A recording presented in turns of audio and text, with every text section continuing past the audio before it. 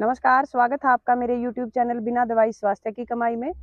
देखिए, आज ये वीडियो खर्राटे के ऊपर बनने जा रही है और ये कॉमन बीमारी है। छोटे बच्चों में भी ये दिक्कत है, महिलाओं में भी है, पुरुषों में भी है। बड़े जो बुजुर्ग हैं वो भी बहुत जोर-जोर से खर्राटे लेते हैं। पूरा परिवार डिस्टर्ब हो जाता है, रात को नींद भी नहीं आती। जो साइड में सोने वाले हैं, वो भी बड़े परेशान होते हैं। तो ये जो खर्राटे लेने वाली बीमारी है ना, ये इतनी छोटी बीमारी नहीं है जितना लाइट हम इसको ले लेते हैं। अगर आपको भी खर्राटे आते हैं तो आपको सावधान होने की जरूरत है। हमारा शरीर बहुत बड़ी समस्या से पहले ये सिम्टम देता है खर्राटों के माध्यम से।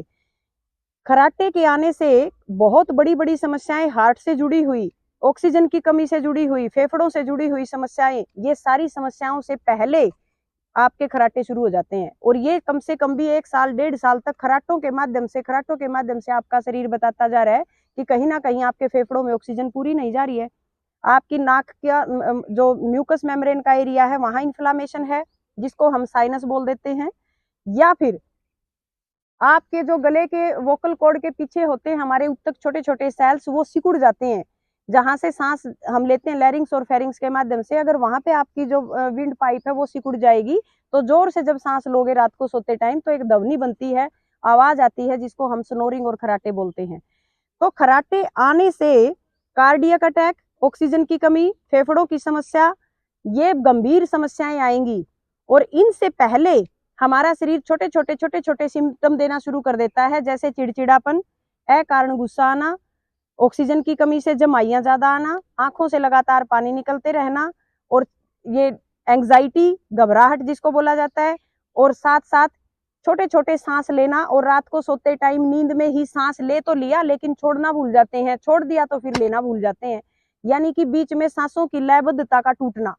ये हमारे कार्डियक अटैक से पहले के सिम्टम है। कार्डियक अटैक में सोते सोते इंसान के प्राण पखेरु उड़ जाते हैं, उसको पता ही नहीं चलता। बहुत ज्यादा बीपी लो चला जाएगा और हार्ट के ऊपर इतना प्रेशर आ जाता है, खींच खींच के सांस लिए जाते हैं, खींच खींच के सांस लिए जाते हैं। तो ये बड़ी बीमारी की निशानी है। तो इस घोर बीमारी को कैसे दूर करें, इन खर्राटों से कैसे निजात पाएं, आज की ये वीडियो आपकी हेल्प करेगी।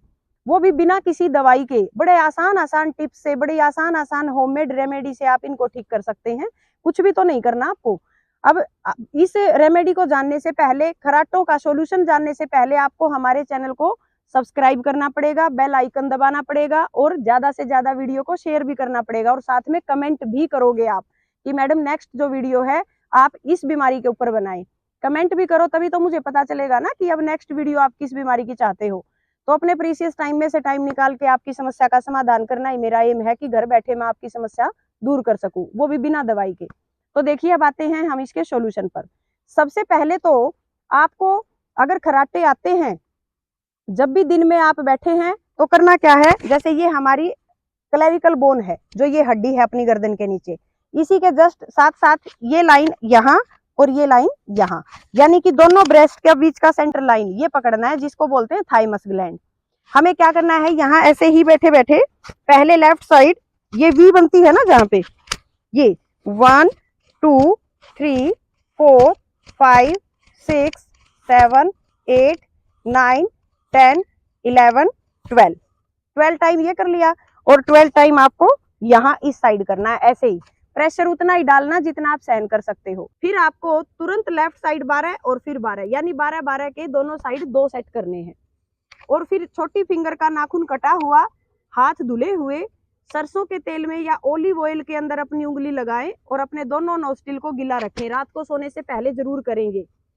अगर सरसों का तेल आपकी नाक में है तो रात को सोते टाइम बिल्कुल भी आवाज नहीं आएगी, बिल्कुल भी आपके खर्राटे नहीं आएंगे, क्योंकि आपके साइनस और म्यूकस मेम्ब्रेन का एरिया बिल्कुल स्मूथ हो गया है, लुब्रिकेशन कर लिया आपने, वहां पे चिकना हो गया।